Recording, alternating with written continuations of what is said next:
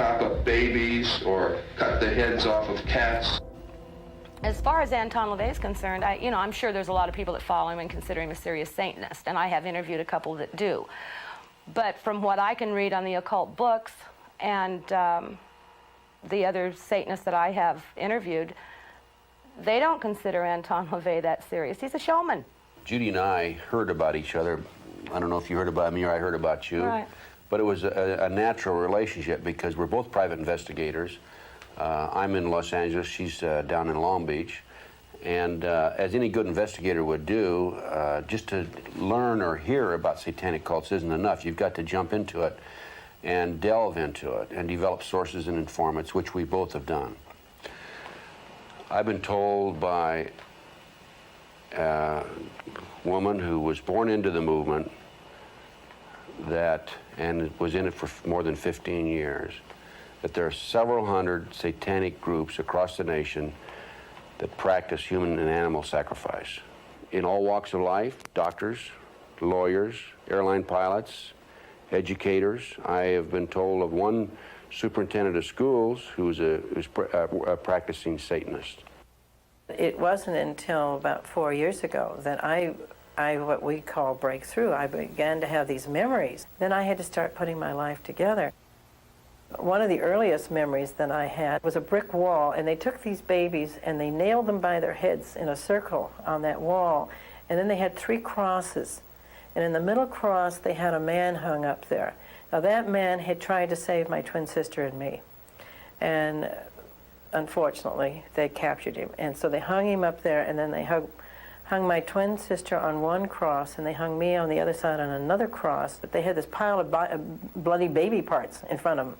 And they stood there with my older sister, and they threw those parts at us as we hung up on the wall. They follow a religious calendar, similar to the Christians have a Christian calendar. And at one of their big times is at the crucifixion of Christ. And so what they were doing is they were playing out the crucifixion of Christ. The younger the soul, the more innocent the soul, because they've had less chance to sin. So the more innocent the soul that they sacrifice, the more power in the sacrifice. And that was told to me, again, by a practicing Satanist.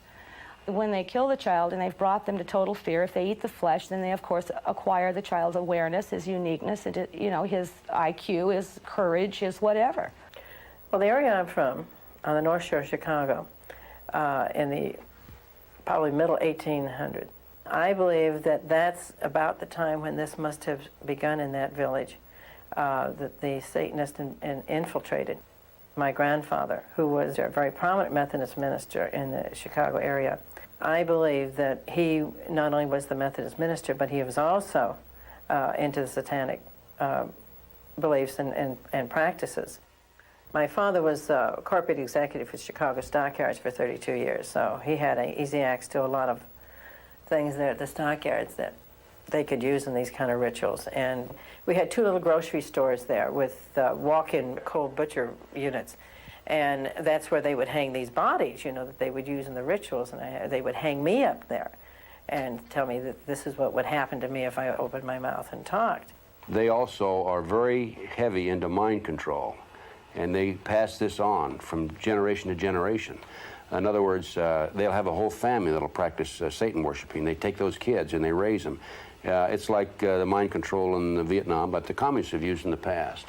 And then, of course, we've got all our adult survivors, and there's so many that it's frightening, actually. But they're coming forward, and they're saying, somebody stop it. I was alone in the room at first. Then there were people that came in. They looked like priests. They had black suits on like a priest. They didn't have a white collar. They had black masks on. Then they began to chant. They brought the baby that was in the bucket. They pulled a baby up out of that bucket. And the baby was kind of whimpering like a baby, a newborn baby. They literally took the knife and went from the chest bone down and cut it wide open. They then took, everyone in that room took the guts of the baby, literally reached in, hand in, and took with the baby still moving, screaming, and apparently the baby then went limp, but they took the living guts of this baby out and ate it. My grandfather was doing the praying, and he began a prayer out of the book. As he held the baby over me, he said, "O Holy One of the world, we offer you this libation for strength and power in your name, Satan. We offer this child and girl as a living sacrifice for your power and glory, and we dedicate this Virgin of God and make her holy by fornication, molestation, incest, cannibalism, and torture." The baby was dead, the girl was dead, and I was just there, and these people were all around me, so I just assumed that I was going to get the same thing.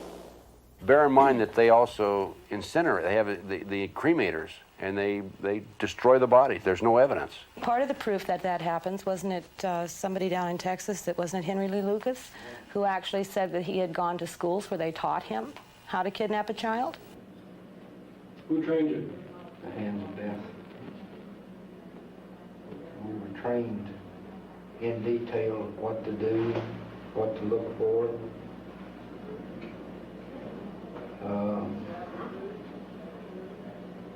It's just like going out and going to school. It's tight. We learn through books, through actual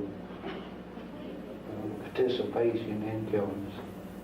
Lucas claimed that he was trained to kill as a Satanist.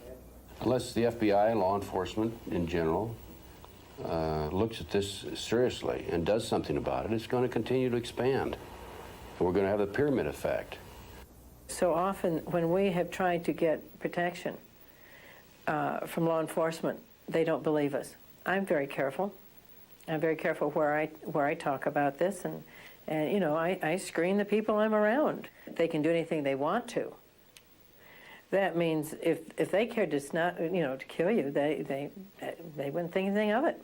Somebody left 13 dead red roses and 13 dead chrysanthemums on my front lawn in Westwood, California.